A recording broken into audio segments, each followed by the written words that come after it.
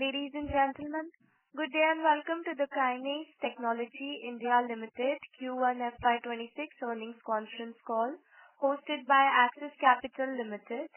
As a reminder, all participant lines will be in the listen-only mode, and there will be an opportunity for you to ask questions after the presentation concludes. Should you need assistance during the conference call, please signal an operator by pressing star then 0 on your touchtone phone. Please note that this conference is being recorded. I now hand the conference over to Mr. Nikhil Kandoi. Thank you, and over to you, sir. Thank you, Anushka. Good morning, everyone. On behalf of Axis Capital, I would like to welcome you all to the Q1FY26 earnings phone call of Kaynes Technology India Limited. We have with us the management today, being represented by Mr. Savitha Ramesh, Chairperson of the Board, Mr. Ramesh Kannan, Managing Director, Mr. Jairam Sampath, Full-Time Director and Chief Financial Officer, Mr. Rajesh Sharma, Chief Executive Officer. Now, I'll hand over the floor to the management for their opening remarks, post which we'll open the floor for Q&A. Thank you, and over to you, sir. I am Ramesh Kannan, Managing Director, Kaynes Technology India Limited. Good morning, everyone. On behalf of Kaynes Technology team, I would like to welcome everyone to the earnings call for Q1 FY26.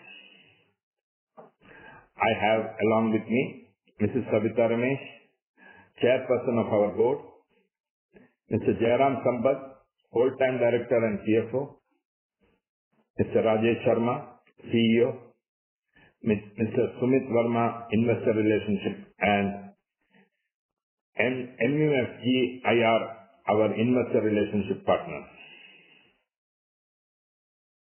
Let me now walk you through our performance for Q1 of FY26. Our total revenue stood at 6,735 million, reflecting an year-on-year growth of 34%. Operational EBITDA for the quarter was 1,130 million, marking a strong growth of 69% compared to same period last year. This translates into EBITDA margin expansion of 350 basis points over Q1 FY25.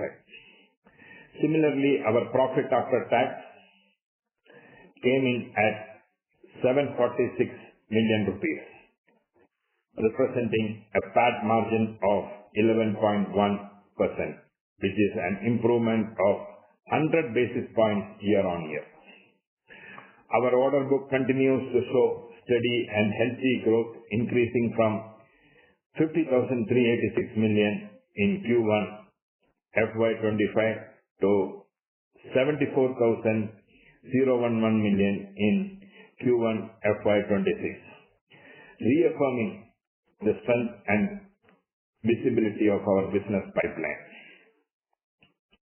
Our projected acceleration in revenue growth reinforces our trajectory as a resilient long-term value creator and a consistently high-performing company in the industry.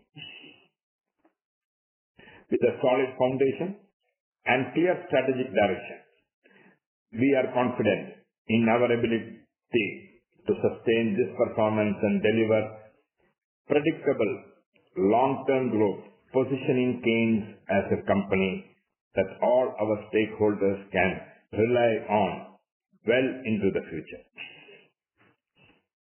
This year, our performance has not only been strong in absolute terms, but is also setting industry benchmarks for the growth of EMS companies in India. Despite facing macroeconomics, headwinds, and global uncertainties, Kaynes has stood resilient, consistently delivering on our strategic priorities. This underlines the strength of our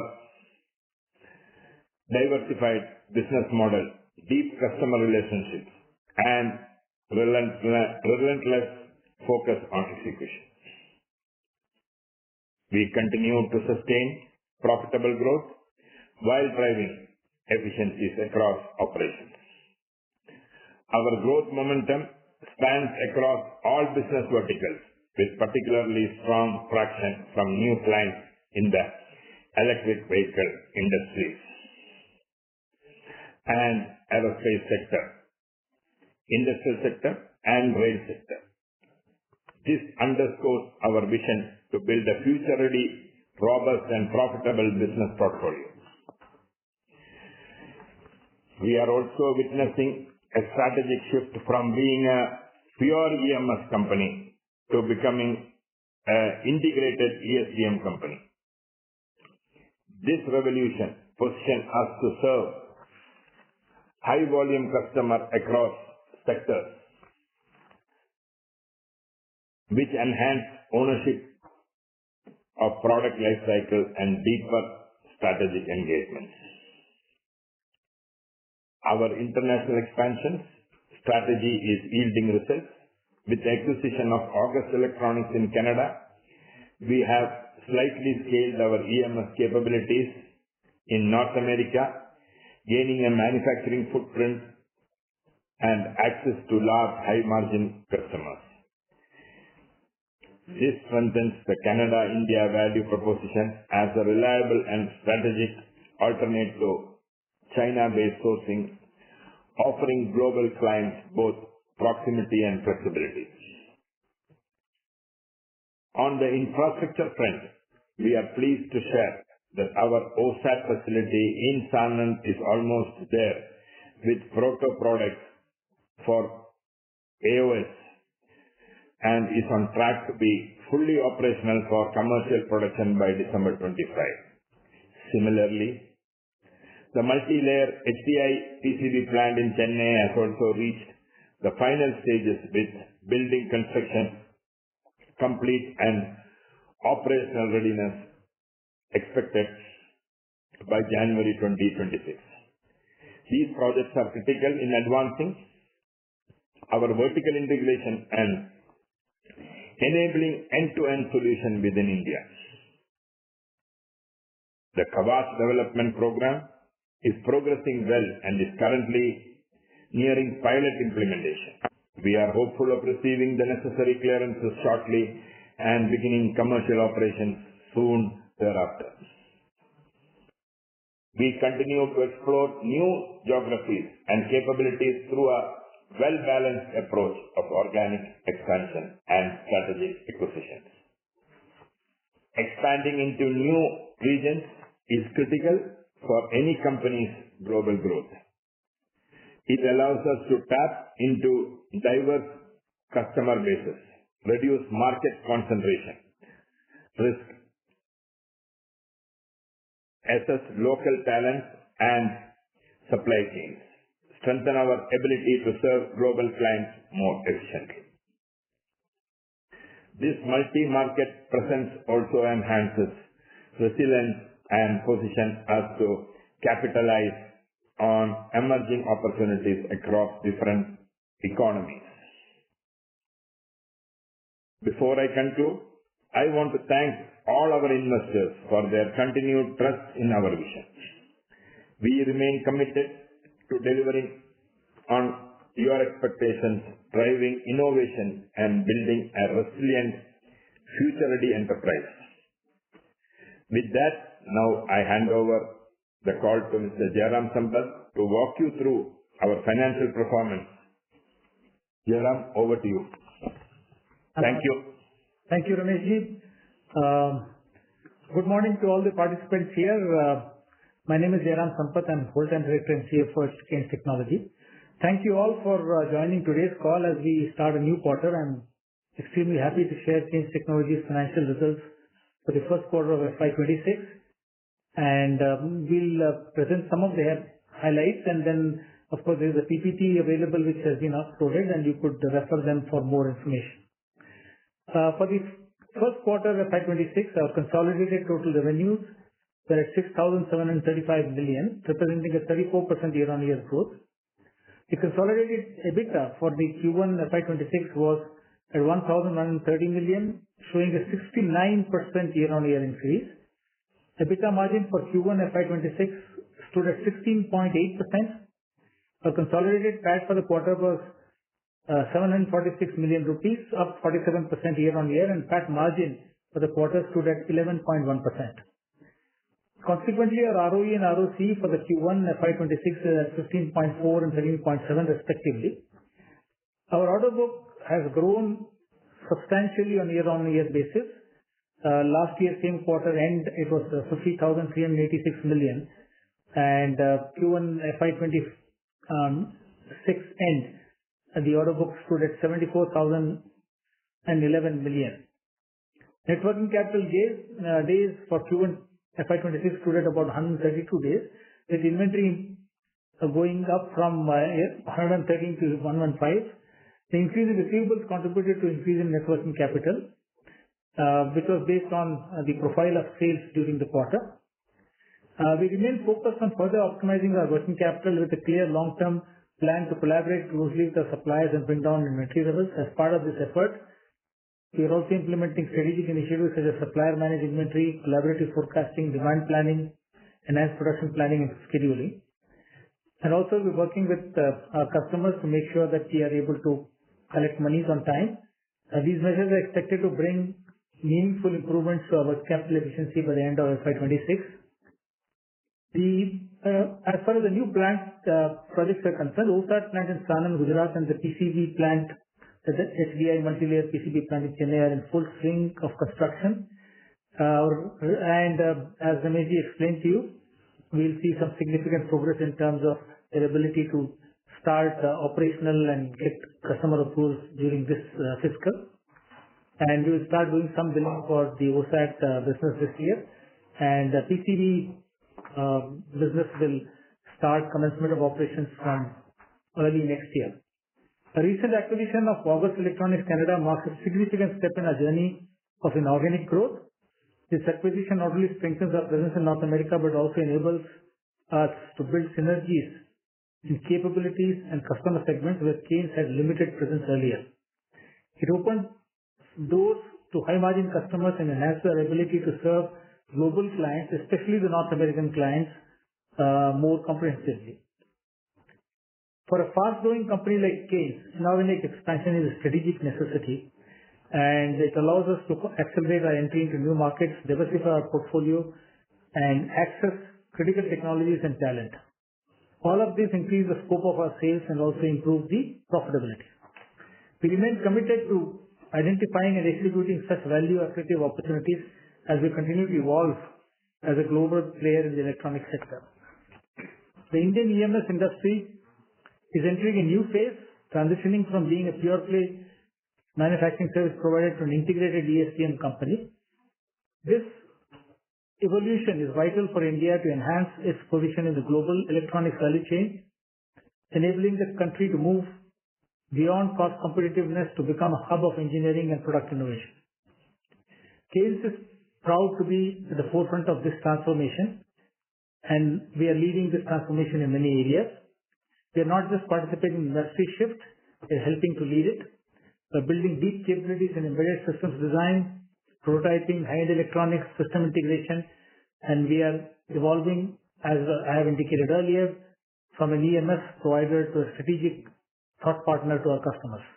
This allows us to co-create the next generation of products and offer end-to-end solutions from concept to production. With this, I complete my initial remarks, and I would like to place on record my heartfelt thanks to Axis Capital for hosting this earnings call. I would like to thank all the participants committing their valuable time for attending this call. Thank you very much. We will now begin the question and answer session. Anyone who wishes to ask a question may press star and 1 on their touchtone telephone. If you wish to remove yourself from the question queue, you may press star and 2. Participants are requested to use handsets while asking a question. Ladies and gentlemen, we will wait for a moment while the question queue assembles. We take the first question from the line of Nitin Arora from Axis Mutual Fund. Please proceed. Hi, sir. Good morning, and thanks for taking my question. The first question is on the revenue side. We started on a 34% growth, and I just wanted to gauge, your confidence on meeting your guidance, which is about 4,500 crores. Because it's like achieving about 65% growth for the next 9 months to 9 months last year. How's the progress, panning out? How confident are you that eventually these orders will get executed? And when you give your guidance of 4,500 crore, it is purely organic or inorganic? What you have done is also a part of it. So that's my first question, and then I'll come on the second question. Thank you, Nitinji, for your question and also time for attending this call. So firstly, this 4,550 was the kind of number that we had projected. It has three components in it. 4,250 was the component which is our traditional, quote-unquote, traditional EMS business, ESDM business, and then about 100 crores we projected for our post-SAT business, because we'll probably start operations and the commencement of operations by the last quarter. And about 175 crores was supposed to come in from our business acquisition in Canada.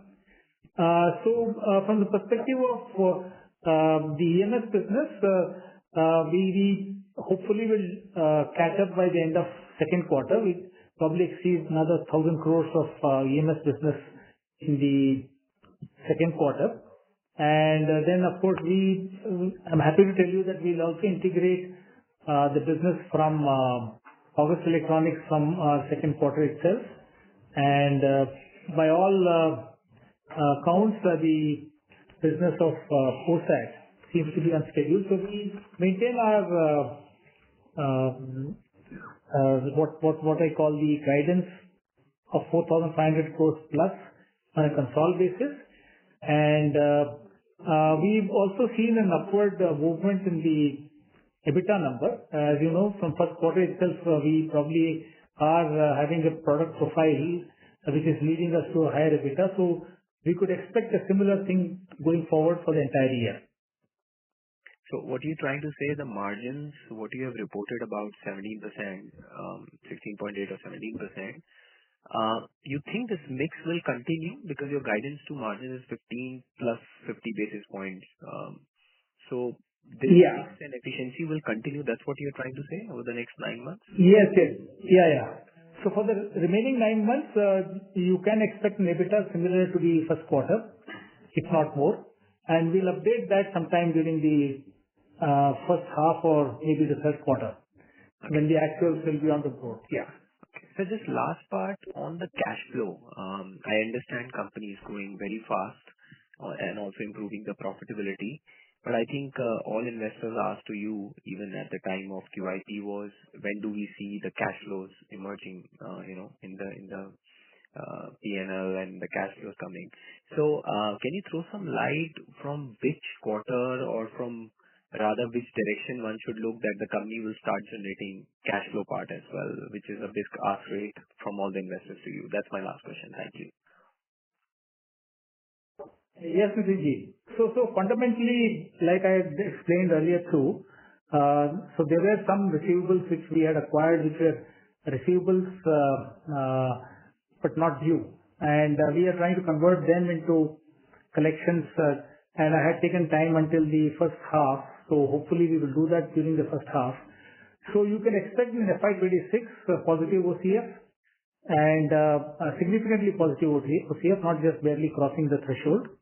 And the current small spike in the working capital days is in preparation for the second quarter. Like I said, second quarter is about 1,000 crores, significantly higher than our first quarter number.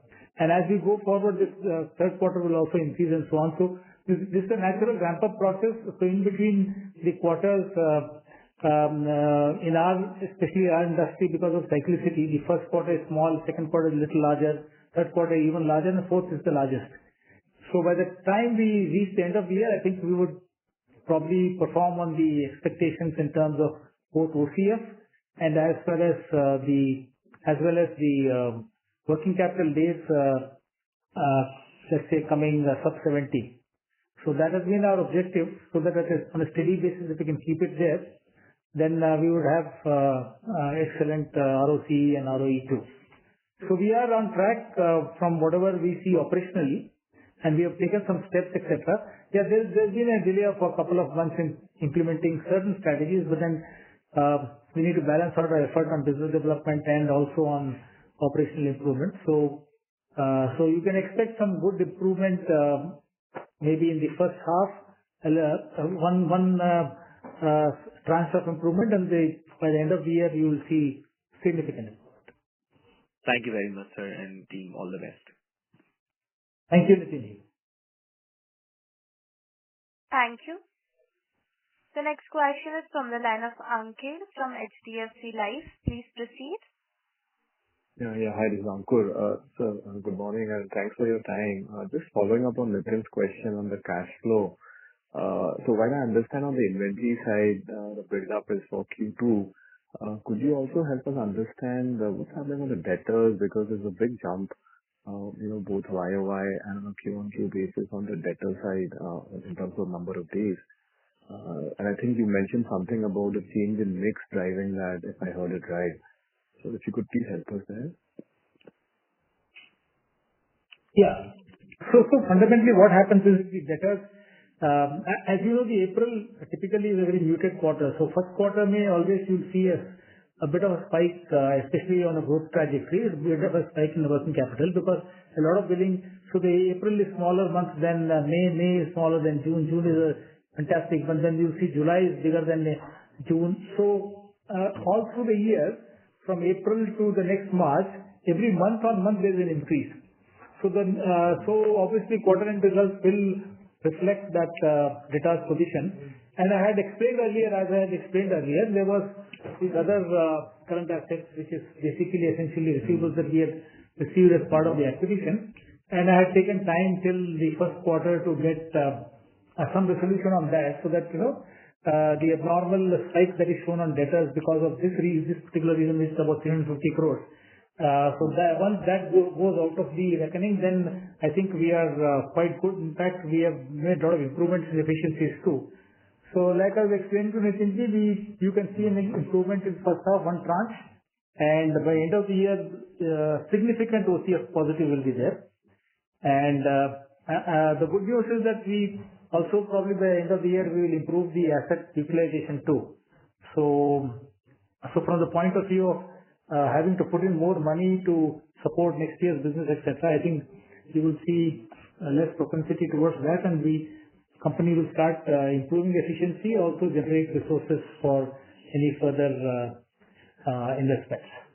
In this area, we have been working closely. My name is Ramesh Kannan. In this area, we are very closely working on the inventory side also. So a combination of inventory and receivables should help us to achieve what we want to do. Whatever engineering and homework we have done on the engineering side has started producing results. And also just to add to Rameshji, the effort has been earlier to make sure that we get the cost profile right, because that's a long-term thing. And the other working capital related improvements can be done on an ongoing basis. That's what we have been focused on. So you've seen the result of one effort, which is the cost reductions. So you'll see the effect of other results by, like I said, first half and then more fully during the year. Thanks, Ankur. Okay, got that, sir. Second question on the P&L. One was on the top line, where clearly, at 34% growth is, much lower than what typically we guided to, especially on the automobile segment, where I think the growth is now down to more like 24-25% for the quarter. So one, if you could help us understand why this lower than guided growth. Were there any customer specific issues? Just trying to understand, while you are saying full year it will pick up, any reason for Q1 being soft, and also what is driving this big jump in margins, on a YOY basis? Thanks. Yes, of course. So our assessment is, of course, I'm sure you get numbers from other peer companies and other automotive sector companies, and you know the reality of the automotive sector too. But ours is a diversified portfolio.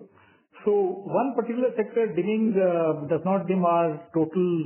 Let's say it takes about a quarter to kind of readjust our execution direction. And so that's why we are pretty confident with the order book coming in, etc. And also automotive also we see now some good traction. I think some destocking has happened in the pipeline perhaps. I'm just guessing here. And I think we will surely be back on track with a good, let's say, better growth than what you have seen in first quarter. The good news there is that the margin expansion has been across all sectors. It has not just been driven by one or the other, not just industrial. Across all sectors evenly we have seen at least 200 basis point improvement in gross margin levels. And that is what has helped us to kind of post these numbers, and that's why we are pretty confident based on the order book profile that we have with us. We're pretty confident that this margin expansion is here to stay for at least medium term till some significant changes happen in our portfolio. As you know, second, third, and fourth quarter we start executing some more of aerospace and some railway products and so on, and so that will also probably be a more healthier growth of our profitability, etc.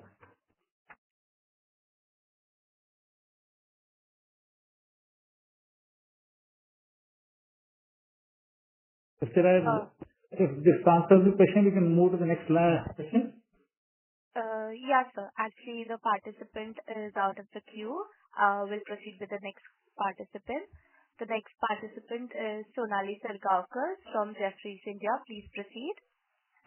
So thank you for the opportunity and congratulations on a great margin again this quarter.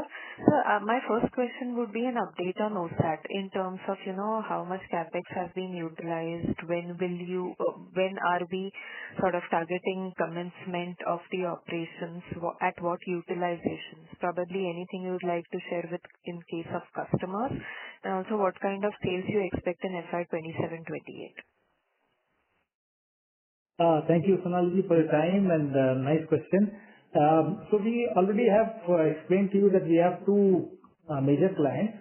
One is an American client. I think most of you know who they are. It's KOS, and the other is our own Indian client who has acquired a Japanese business. And we have a third client which has been lined up now, and it's a German client.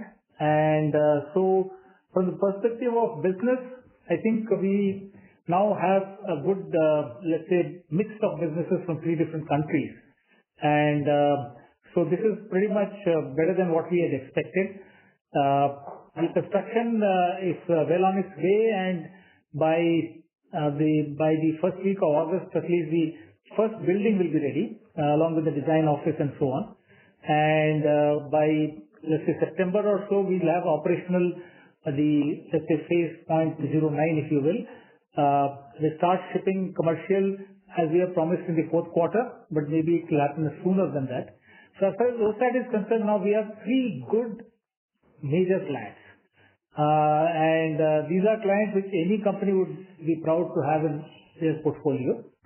And of course, we do have MOUs signed with another 4 clients. So by end of FY27 or so, when we do bulk of the, let's say, almost 50% plus of our total capex of 3,400 will be consumed by FY27, we would probably have those clients also on board. And some of those clients with whom we are working also very well rated, especially silicon photonics and so on and so forth. They are unlisted companies, but they have got a very good, let's say, investments into those companies. We have a large number of clients. So on the advanced packaging side also, we are having excellent traction. And so it's going the way we anticipated, and probably is a little better because now we have 3 good clients, at least in the first phase. Half of the capex gets implemented by end of FY27. We would have excellent capacity utilization. And since these clients are all global clients and they are all leaders in their area, we also expect the yields to be good because the clients have committed to help us to set the process for their respective products. So it's a kind of a technology transfer and business transfer activity. Understood. So just confirming one thing, right now as a company in our core EMS business, we are hardly exporting anything, probably 10% of our overall sales. But are we aiming to majorly export the OSAT output, or will it be used equally for domestic import substitution and for exports as well? Yeah. So finally, it will get targeted as a import substitution, but being a semiconductor, it goes into semiconductor supply chain, which is outside of India typically. And as you know, this is also semiconductors are generally outside the purview of most of these tariffs, etc., because of cross dependence. There are 72 countries which have to work together to make a semiconductor work. So whether it's US or it's China, everybody is careful about not putting semiconductors under the purview of these things. So from that perspective, we think that it will increase technically the exports, but all the consumption will be, bulk of it will be driven by India, because India is going to become a large consumer, electric vehicles, industrial production, and so on. So going forward, I think you can see a huge amount of indigenously produced chips being consumed in India. Okay. So initially you are going to export it, but ultimately that product will again be probably after some add-ons imported in India. Is that a fair understanding? Yeah. Either with add-ons or even it may be supplied just as a chip to Indian manufacturers. Got it, sir. Very clear. Sir, and my second question is again on your guidance. Just wanted to confirm what you said to the earlier participant's query. You are, as of now, retaining your FY26 guidance, right, on the sales and margins, because you are expecting to catch up in the coming quarters? Okay. So in terms of the working capital days, are we targeting to reduce them at about 100 odd days by the end of the year, or do you think it will be slightly elevated given the first quarter was about at 132 days? No, it will be lower than that. Actually, effectively speaking, it's already lower than that. It's just that there was one extra item which was due to our acquisition of one company, an wholly owned subsidiary. So that amounted to about 350 crores, and we are finding some solutions, financing solutions for it. So which we think that we can probably complete it by the first half. Once we do that, if that portion of the receivables is 350 crores removed, then we are already somewhere around 70 days on an average in net working capital. So we think that, and also Rameshji explained that we are working with suppliers also so that we can ask them to keep inventory locally, and then so that the burden on us to fund the inventory, at least bulk of the inventory till it gets balanced out, etc., will be lower. So you can expect even better than 100 days, etc. Obviously, by end of the year, if this extraordinary item of 350 crores is dealt with, we probably will be around 70 days and lower. Got it. So very clear. And just one last question from my side on the order book. So order book has Ms. Sonali, I would request you to go back to we can go ahead. It's a short question. You can go ahead, Sonali ji. About order book. Yeah. So order book. Thank you, sir, for accommodating this. On the order book, year-on-year growth has been definitely very strong, but QOQ we have seen about just 12% order book growth. Is that because of the high base catching up, or do you think that sequentially as well order book will start accelerating from the coming quarters? That's it from my side. Yeah. No. Actually, even earlier, if you see the monthly order inflow, sometimes it comes down, sometimes it goes up. It is more like timing of the order placement rather than any trend. But if you see broadly, if you take a moving average of 3 months or something, you will always see a significant increase. So at opening at 7,400 is not a bad thing, because now bulk of the orders in the other sectors are also coming in. So our assessment is that this is a strong order book. It's still growing. Sure, sir. Perfect. Thank you so much, and all the best to the team. Thank you, Sonali. Thank you. Before we proceed with the next question, ladies and gentlemen, in order to ensure that the management is able to address questions from all participants, please limit your questions to one per participant. The next question is from the line of Manish Oswal from Nirmal Bang Securities Private Limited. Please proceed. Yes, thank you for the opportunity and good set of numbers given the macroeconomic conditions globally and locally. My question on the recently raised capital. So can you talk about in terms of area of future investment, in terms of category, organic or inorganic, where we see the investments the company will be making?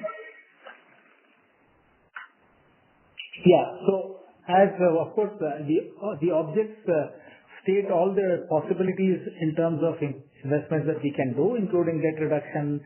There are some things like inorganic, etc. So we have taken an omnibus kind of, let's say, definition for our investments. But broadly, we would like to go more and more into the area of inorganic acquisitions. They are on three fronts. One is in the geography front. And then second is, of course, we want to strengthen our design portfolio. We have done some small investments. Like we have talked about it earlier also. We always do a small investment first as a test, and then we probably add more to it. It's more like a nibble, a small morsel, and then meal. So that we have done in geography expansion. So you can see some significant acquisition in perhaps North America geography going forward.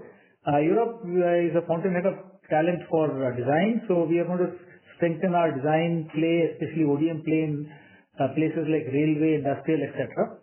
So next level of investments will go into that.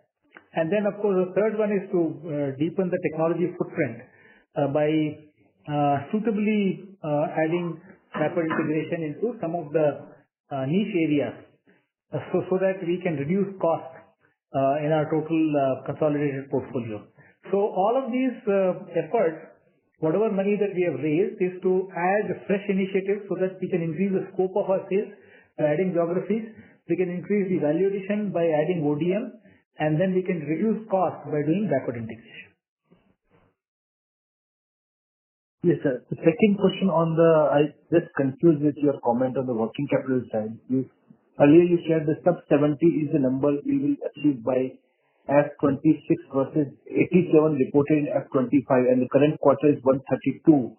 So, and then you said sub 100, it is better than the 100 days. So can you just clarify what is the actual aim to achieve the working capital side for F26 by the management? Sir, our target is 70 days without any extraordinary items.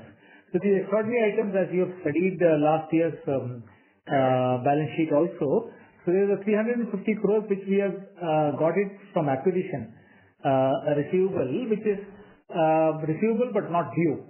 So we are trying to find financing solutions for it, and most probably in the first half we will find it out. Once the 350 crores goes away, because it's a definite item, it has nothing to do with our regular operations. So once that goes away, we are already consistently at about less than 70 days of net working capital. And in order to keep it there, we will also work with some of the supplier partners so that some of the inventory burdens, especially the balancing inventory burdens, can be transferred. So our target is 70 days without this extraordinary item. Hopefully we will find a solution for it before the second half starts. Okay, sir. Thank you for taking my questions, and all the best for delivering the cash flow outcome for this particular year. Thank you. Thank you, Manish. Thank you. The next question is from the line of Viprav Srivastava from Phillip Capital. Please proceed. Hi, sir. I'm audible. Hello, I'm audible. Yeah, Viprav, you are audible. Right. So quickly, on the first of all, on the margin side, so if I heard correctly, you were saying that you will be maintaining this level of gross margin in coming quarters. So is the understanding correct that you end up higher than your guidance which you carried for in Q4? So you are upgrading your margin guidance. Is the understanding correct? Yeah. So okay, let me put it this way. We are guided for about 4,500 crores on a consolidated basis, including all our subsidiaries and so on, and we had said that 15.6% or so was the EBITDA expected. We are saying that looking at the first quarter, the EBITDA might exceed the guidance of 15.6%. Now, how much exactly it will exceed, you can probably make a better estimate by the first half-yearly results. As far as the sales numbers are concerned, we maintain the guidance that we have given, and you will see a significant acceleration in the second quarter. Got it, sir. And so secondly, if you can give some color, what's the reason for this margin expansion? Why has it happened after Q4? What has changed? Any color on that will be very helpful. Thank you. Yeah. So the margin expansion is a direct consequence of two factors. One factor is the gross margin, which has something to do with the material cost reduction vis-a-vis the pricing. And the second one is what is called operating leverage. So you will see both of these in action. We have, like I said, there are, of course, more business in portfolios where there is better margins. That is a significant contribution to increase in EBITDA number. But in addition to that, we have seen increase in gross margins across the board. That means all the 6 verticals, the orders have anywhere between 50 to 200 basis point increase in the gross margin level. And going forward from first quarter to second quarter, obviously the sales will keep going up. So we can see an effect of better operating leverage too. So that's why we are confident that whatever estimates that we have made on the margin, because of these two factors. One is gross margin across different sectors going up. Certain sectors doing well where margin is good, plus operating leverage. So we think that we can have a significant increase in our EBITDA number by the end of the year too, compared to the guidance. Sure, sir. Thank you. That's all from my end. Thank you. Thanks, Rudra. Thank you. The next question is from the line of Nikhil Kale from Invesco. Please proceed. Yeah, thank you for taking my question. Just one clarification I wanted, sir. Can you just help me with the absolute receivable number that you have as of end of Q1, including the one-time thing that you talked about, the acquisition-related receivable that you got? Can you repeat that question? Just wanted your absolute receivable number in rupees million as of end of Q1, which is say days you have given, but if you can help me with the absolute number. Yeah, just 1 second. Hold on.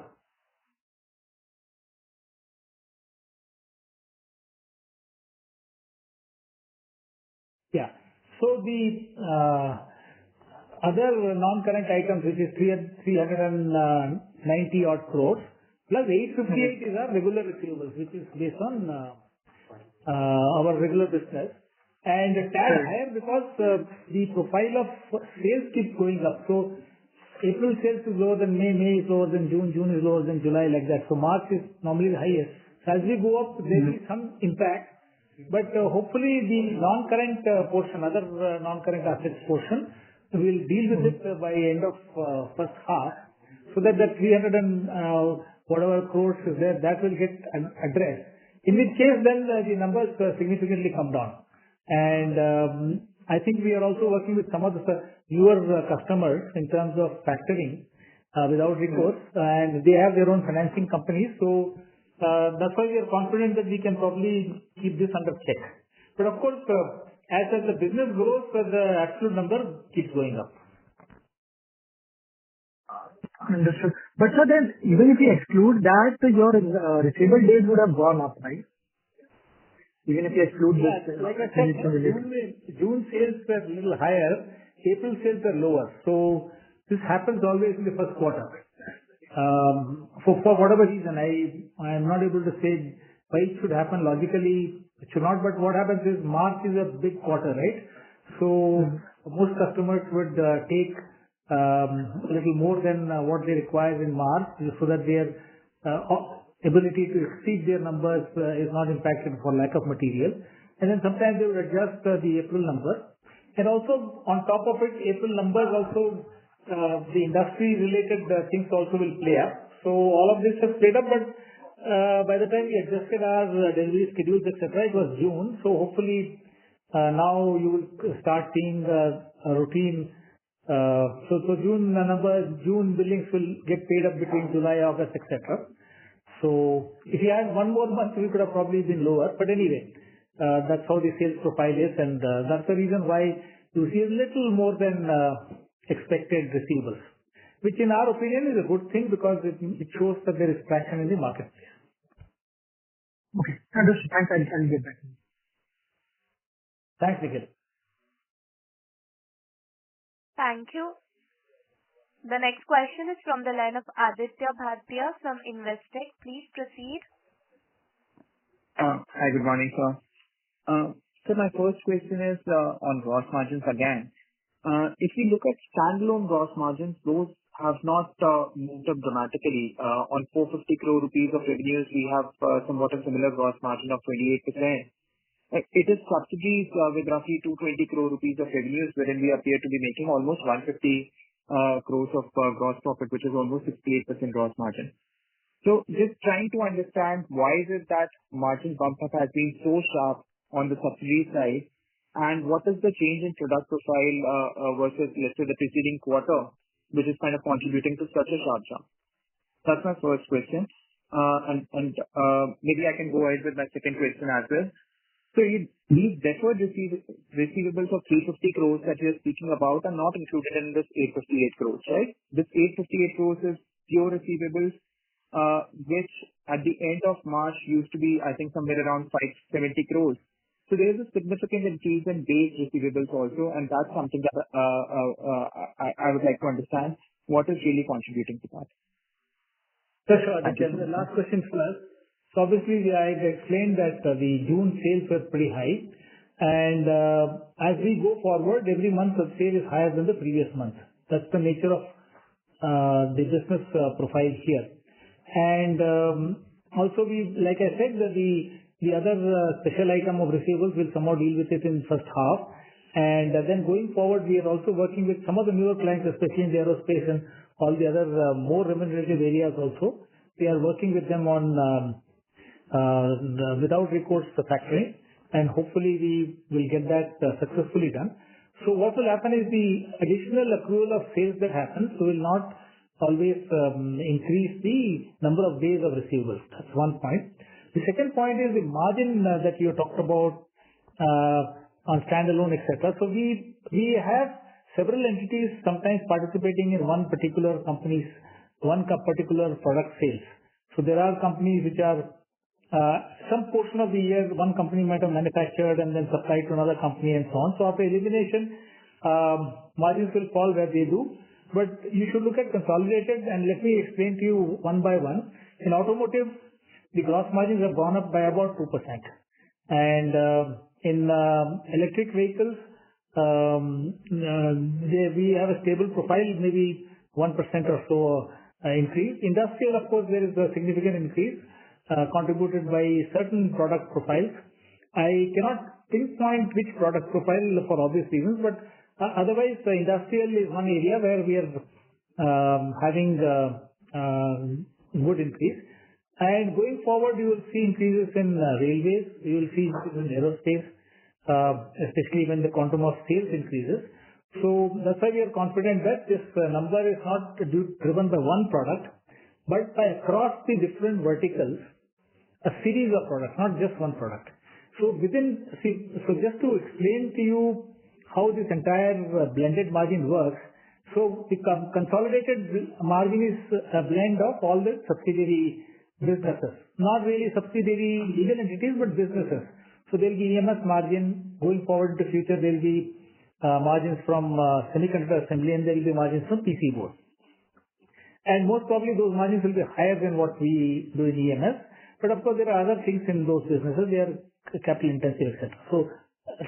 So when you come to a EMS business is a blended margin of different verticals. You have automotive, you have industrial, you have electric vehicles, you have four other places like railway, electronics, medical. We have aerospace, defense, and outer space, and then of course IT, IoT, and others. And within each of these, there are different product categories that contribute to margins. So if you take automotive, there are switches and control systems, there are dashboards, there are lamps, etc. So similarly, in industrial, there are power products, there are energy meters, there are various other things like control equipment, instrumentation, and so on and so forth. In electric vehicles, there is two-wheeler, four-wheeler, etc.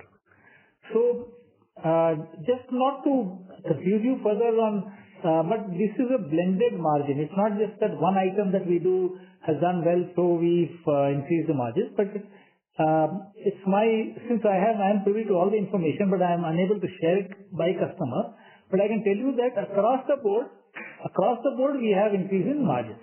And that is, if you ask me why it has happened now, because last 2 years, ever since we listed, I think one of the strategies was to work on cost reductions. So slowly those cost reduction efforts are also giving us some, let's say, results. And also if you see the amount of ODM in our portfolio, earlier it used to be 10%, now it's 20%. That means we do have more control on the bill of material on 10%, additional 10% of our sales. So there also the margins are better. So the ODM, that means our own design, cost reduction with suppliers, different blended products within vertical and different blend of verticals within the total portfolio is contributing to the positive, let's say, tailwind on the margins this year. And going forward, obviously, the other two businesses will kick in. So you will have multi-layer HDI PCB board. They come at a much higher margins. Then you will have semiconductor assemblies and so on and so forth. And then, of course, add to it the margins of other geographies like decidedly better margins are there in America, especially for technology products and lower volume products, etc. I cannot go deeper than this on this topic right now. Sure, sir. And so if you could just also tell us the 10% stake that is being given to US Tech India Private Limited and 8.25% to AOS in the OSAT subsidiary. What exactly is the agreement like? Do we have some offtake arrangements with technology partners as well? Who all are our technology partners on the OSAT side? Anything on that would be very helpful. Thank you so much, sir. Yeah. So as I said, fundamentally the partnership is like a marriage, right? You need to cement it with some economic benefits flowing to each of the parties, right? So in some cases, if you have noticed, when we acquired the business from this L&T and Fujitsu, we had purchased their equipment so that we make sure that they have to come to us as far as that particular product category is concerned. So we invested some money. Similarly, for the other, they are supplying us material, but they are supplying us with critical equipment, which is a bottleneck equipment from their point of view. And we want to cement the relationship, so we offer them skin in the game. But in any case, we will limit the total skin in the game to less than 20%. The idea is that when we have more and more customers and more technology partners on your side, then there is also effort from their side to improve the business process. So that's the broad this thing. And then of course they do come in at a valuation which is low at this point in time, but not lower than what we have invested.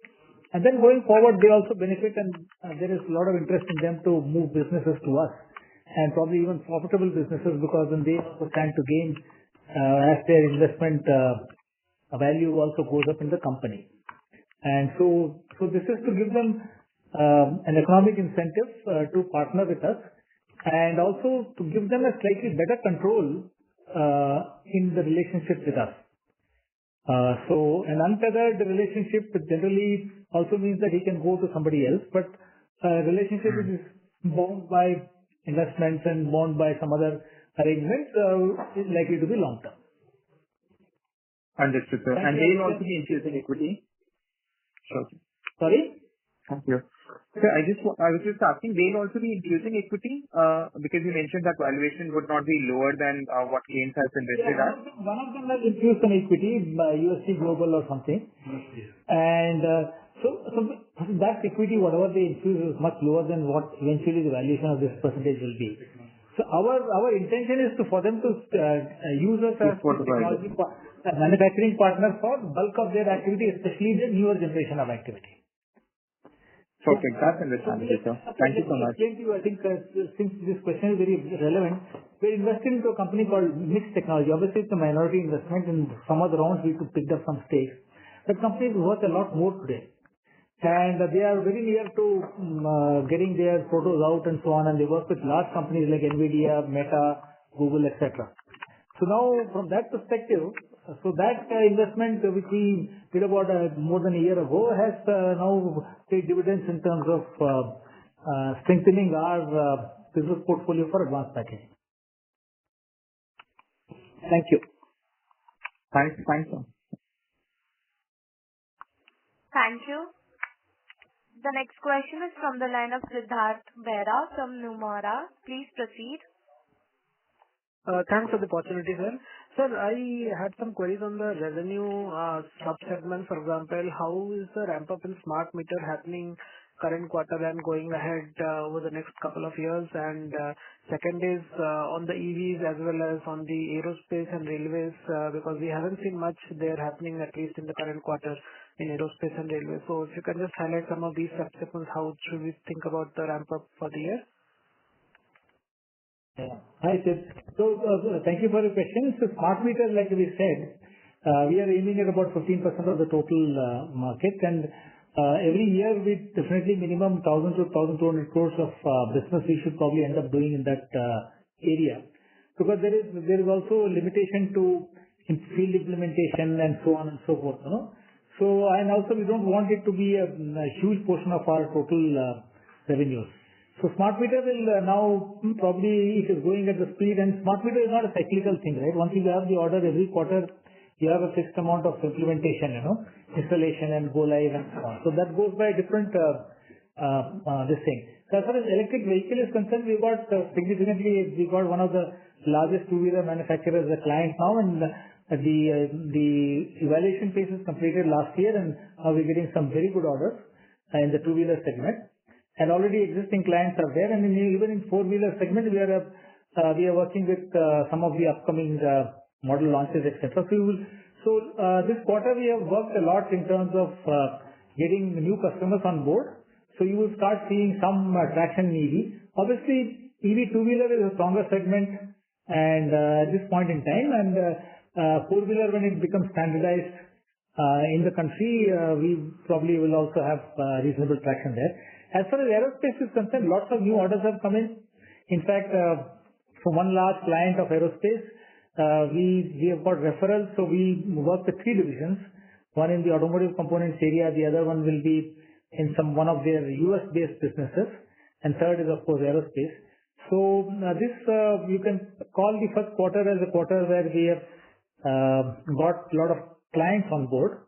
In aerospace, other than this large OEM client, we have got one more big client. I'm unable to give you the name because I don't have the consent, but they are all $10 million initial orders and so on. So aerospace, in fact, the biggest business growth has happened in aerospace this year, even though we have not done billing, because billing will start off probably second quarter, third quarter, fourth quarter. As far as railway is concerned, with Kavach project, MSG mentioned, we are into pilot phase, and hopefully maybe it takes a few months, and after that we start getting routine orders. And our design is of course based on German technology. There are two German partners for this design, and we have also acquired companies like Syntonic in the railway area, and another recent acquisition was also announced. We invested about 40 crore of money into another company which is into railway ODM. So going forward, you will start seeing more and more business as a percentage of total.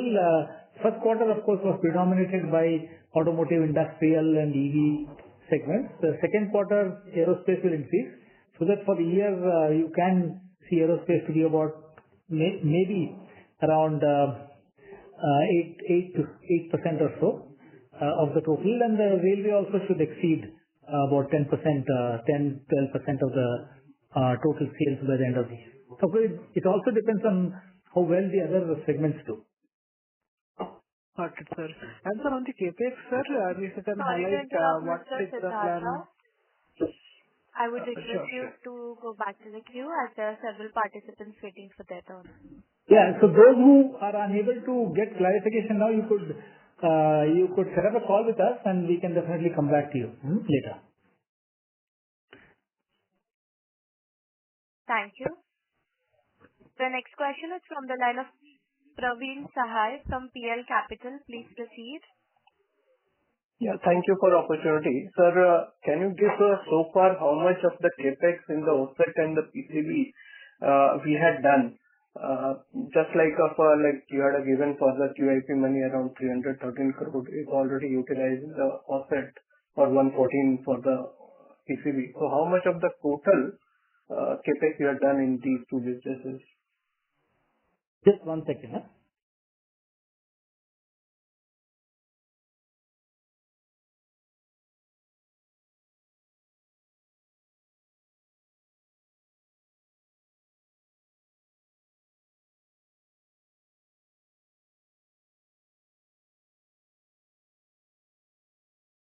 Yeah. For OSAT, the actual spend so far is about 313 crores. We have another 443 balance, which we have raised in the QIP. Similarly, for PC board, about 114 crores have been spent. And of course, we do have some balance left with us. Yeah. But going forward, what will happen, this is a running account, right? So every day there will be some thing or the other happening. The QIP which funded these was the previous QIP number 1. Where we have raised about 1,400 crores. Yeah. Right, sir. Those things are there. I just wanted to know that there is no government funding so far you had received related to the OSAT. These are the only QIP money. So what happens is in the land and buildings, the government funding is not too much. It's always plant and machinery normally. And so plant and machinery orders have been placed. The moment they come, we'll start getting government funding. It's already a proven case. I think the other peer groups, if you refer to the other awardees of this subsidies, they all started receiving it. And that is the central government subsidy is pari passu. That means when we raise the order at that point in time, the funding is done.